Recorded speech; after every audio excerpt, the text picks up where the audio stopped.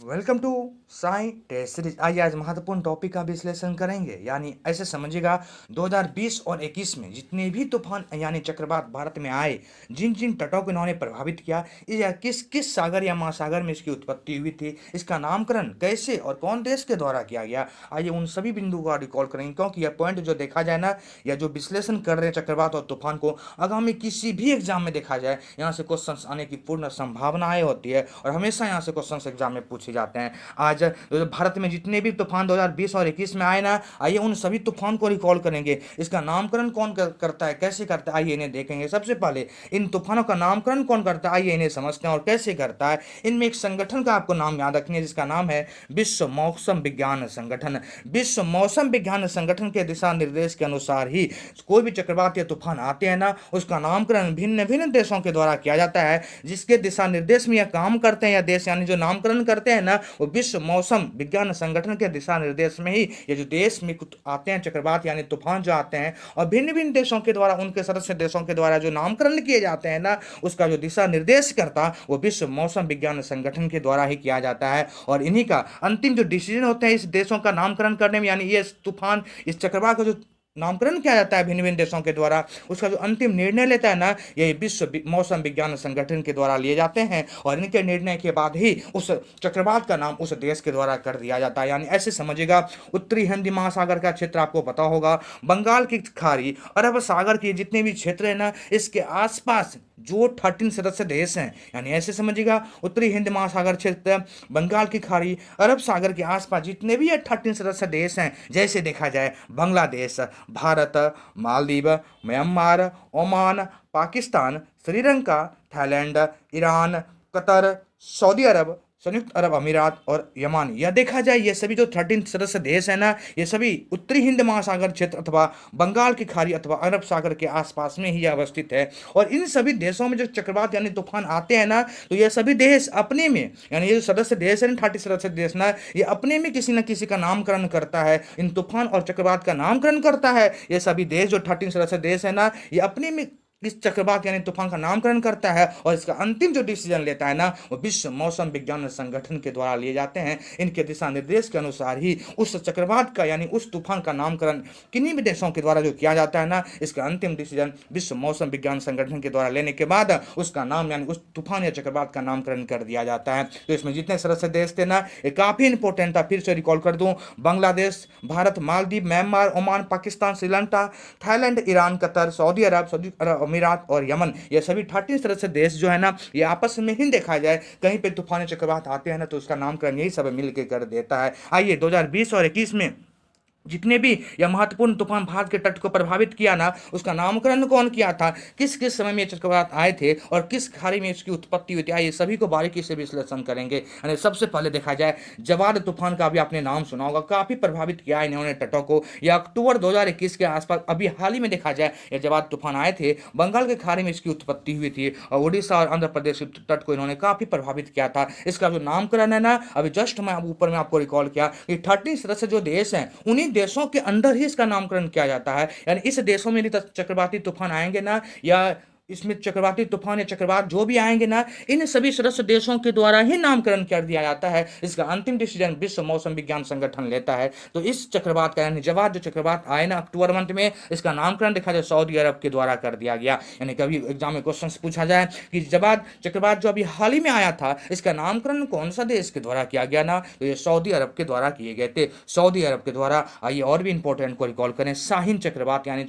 शाहीन तूफान का नाम कौन नहीं सुना होगा, काफी इंपॉर्टेंट ये थे। शाहीन चक्रवात देखा जाए, यह भी अक्टूबर मंथ में ही, यह भी हाल ही में देखा जाए अक्टूबर 2021 के आसपास से यह काफी चक्रवात प्रभावित किया भारतीय तटों को। जिसमें देखा जाए महाराष्ट्र और गुजरात के तट थे, महाराष्ट्र और गुजरात में काफी बारिश से हुई और काफी इन्होंने प्रभावित किया इस तट को। देखा जाए यह जो उत्पत्ति हुई थी ना इस तूफान की, लगभग देखा जाता है अरब सागर के पूर्वोत्तर क्षेत्रों में इसका उत्पन्न हुआ था, यानी वहीं से ये उद्भव हुए थे और यह महाराष्ट्र और गुजरात के तट को काफी प्रभावित किया था। इसका जो नामकरण किया गया ना, वो कतर देश के द्वारा किए गए थे, कतर देश के द्वारा, यानी शाहीन का नामकरण कतर देश के द्वारा किया गया था। आइए और भी इंपॉर्टेंट चक्रवात यानी तूफान को रिकॉल करें। गुलाब, अभी काफी पॉपुलर ये चक्रवात यानी तूफान थे, गुलाब। आइए या देखा जाए सितंबर 2021 में यह गुलाब देखा जाए तो यह काफ़ी प्रभावित किया गुजरात के तट को काफ़ी प्रभावित किया इन्होंने। और यह भी देखा जाता है पूर्वोत्तर अरब सागर में ही इसकी उत्पत्ति हुई थी। और वहीं से देखा जाए तो गुजरात में काफ़ी इन्होंने बारिश करवाए,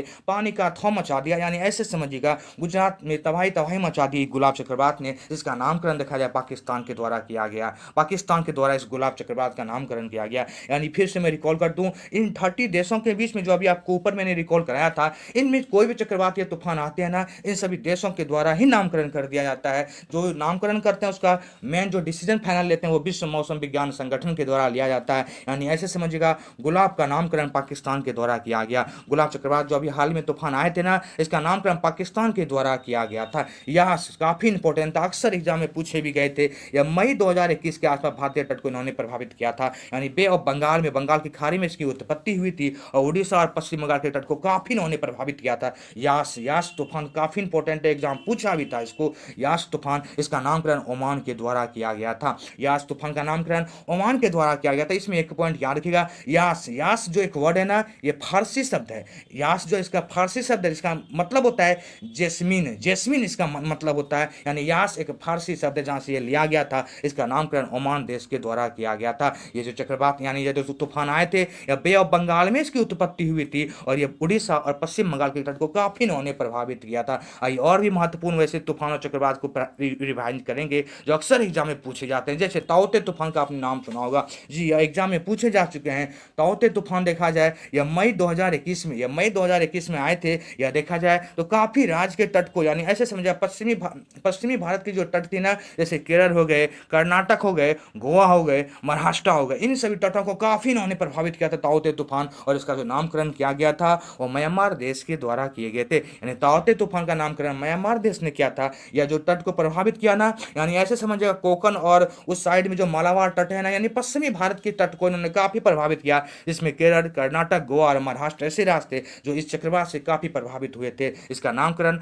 म्यांमार के द्वारा किया गया था। एक है बुरेवी, यह भी चक्रवात काफी परेशान किया तमिलनाडु और केरल के तट को। यानी ऐसे समझिएगा कोरोमंडल और मालाबार के तट को इन्होंने काफी परेशान किया था। यानी यह दिसंबर 2020 में ये चक्रवात आए थे, यानी तूफान आए थे, इन्होंने तमिलनाडु और केरल को काफी प्रभावित किया था। और इसका जो नामकरण किया गया यह मालदीव देश के द्वारा किए गए थे। यानी बुरोबी चक्रवात का नामकरण मालदीव देश के द्वारा किया गया था। और ये इन्होंने जो राज्य को प्रभावित किए ना, वो तमिलनाडु और केरल राज्य को काफी इन्होंने प्रभावित किया था। आइए आगे और भी रिकॉल करें। निवार एक चक्रवात का आपने नाम सुना होगा। यह देखा जाए नवंबर 2020 में भारत में ये आए थे। यानी यह तमिलनाडु और पांडुचेरी के आसपास में बे ऑफ बंगाल और हिंद महासागर से उत्पत्ति हुई थी। तमिलनाडु और पांडुचेरी क्षेत्र को इन्होंने काफी प्रभावित किया था। और इसका जो नामकरण किए गए ना, यानी निवार चक्रवात का जो नामकरण किया था वो ईरान देश के द्वारा किए गए थे। ईरान देश के द्वारा किए गए थे निवार, ईरान। यह देखा जाए नवंबर 2020 में तमिलनाडु और पुडुचेरी के क्षेत्र को काफी इन्होंने प्रभावित किया था।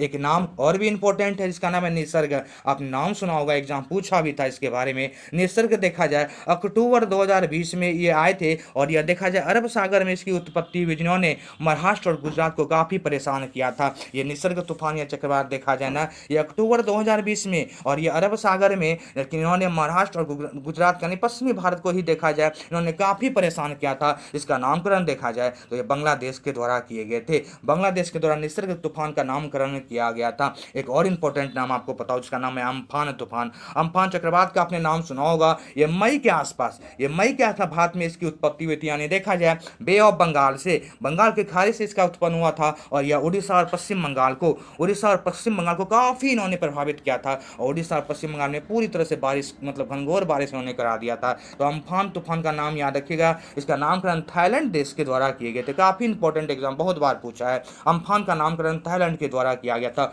बुलबुल बुलबुल यह भी काफी इंपॉर्टेंट है। 2019 में ही ये चक्रवात आए थे। यह बुलबुल देखा जाए बे ऑफ बंगाल से ही या आगे आए थे और यह भी देखा जाए उड़ीसा और पश्चिम बंगाल के तट को काफी प्रभावित किए थे। इसका नामकरण पाकिस्तान के द्वारा ही किया गया था। यानी बुलबुल का नामकरण पाकिस्तान के द्वारा किया गया था। एक लास्ट है फेनी तूफान, आपने नाम सुना होगा। फेनी, यह भी देखा जाए 2019 में ही ये फेनी आया था भारत में और यह भी उड़ीसा के तट को काफी प्रभावित किया था। बे ऑफ बंगाल में इसकी उत्पत्ति हुई थी और इन्होंने उड़ीसा को काफी प्रभावित किया। इसका नामकरण यानी फेनी तूफान का नामकरण कभी एग्जाम पूछा जाए तो बांग्लादेश के द्वारा किया गया था।